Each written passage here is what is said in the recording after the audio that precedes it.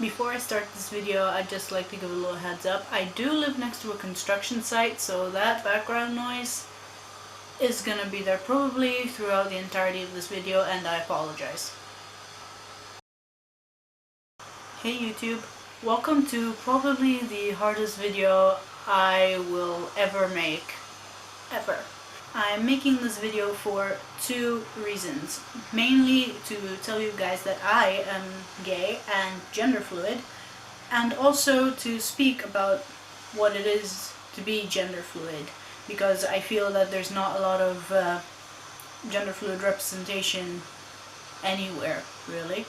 So please bear with me because I am terrible at speaking for a long period of time and also at explanations in general.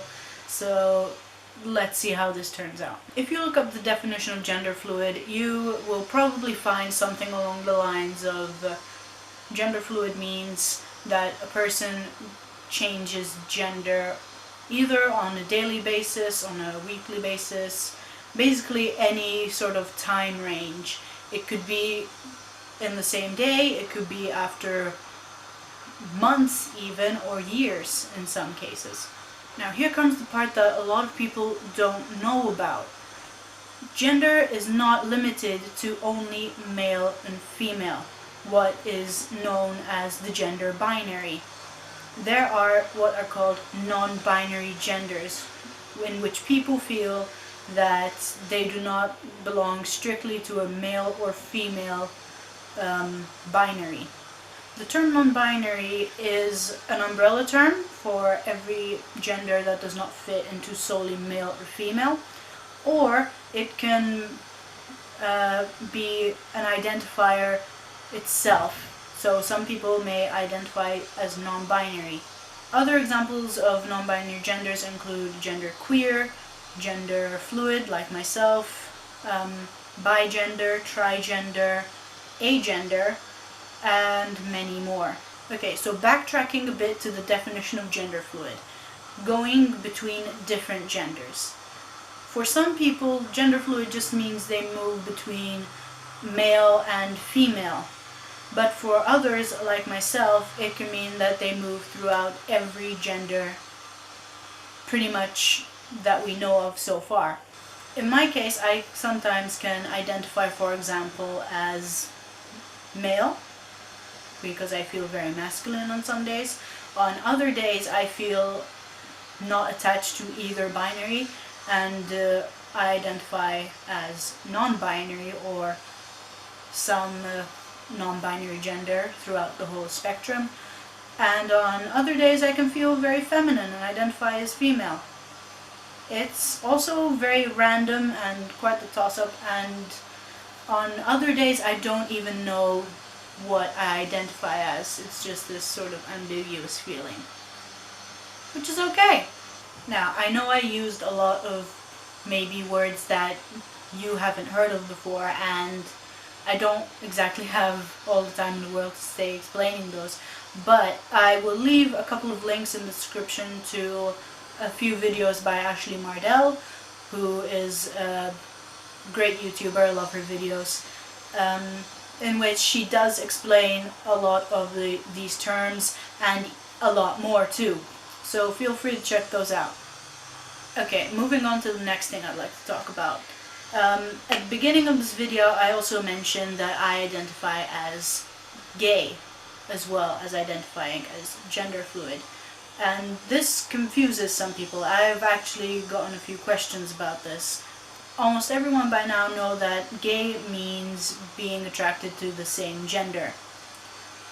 So, if my gender changes, how can I identify as gay all the time? As shallow as this may sound, I base my sexual orientation off of genitals, I guess.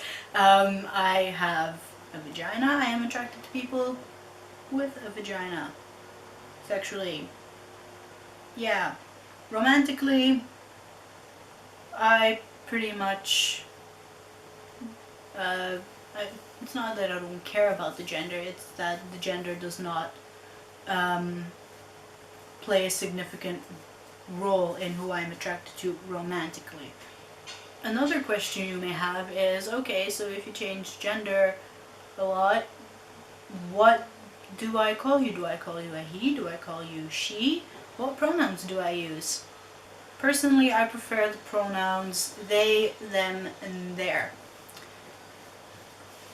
which a lot of people think that they can only be used in the plural form, but it is grammatically correct to use them in singular form, just in case any of you grammar Nazis out there, you know, decide to